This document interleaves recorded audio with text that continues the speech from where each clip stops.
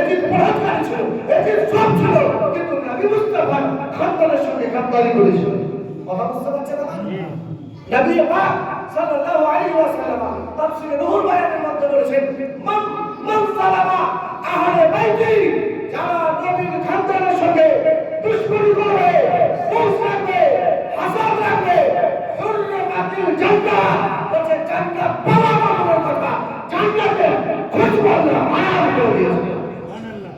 যারা খানদানে রাসূল নবীর বংশধরের সঙ্গে সবারই সঙ্গে পাঙ্গা নিয়ে, নবীর বংশধরের সঙ্গে পাঙ্গা নিয়ে না, দুনিয়াতে যাওয়ার পরে তো আপনার পুরা হবে, দুনিয়াতেও করোনা হবে। কথা বুঝতে পারছেন? নবীর খানদান এত ইজ্জত ইহতিরাম রাখার জন্য আল্লাহ রাসূল সাল্লাল্লাহু আলাইহি ওয়াসাল্লাম বলেছেন, ওনাদের সম্মান ইজ্জত আল্লাহ এত দিয়েছে, বড় মাস্টার মেম্বার আইপিএস আপনার জেনারেল এমপি বড় পীর আলা হযরত গৌস কুতুব হব মনে করলে হতে পারে।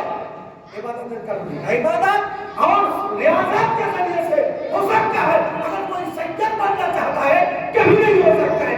सैयद वही होता है जिसको रब चाहता है।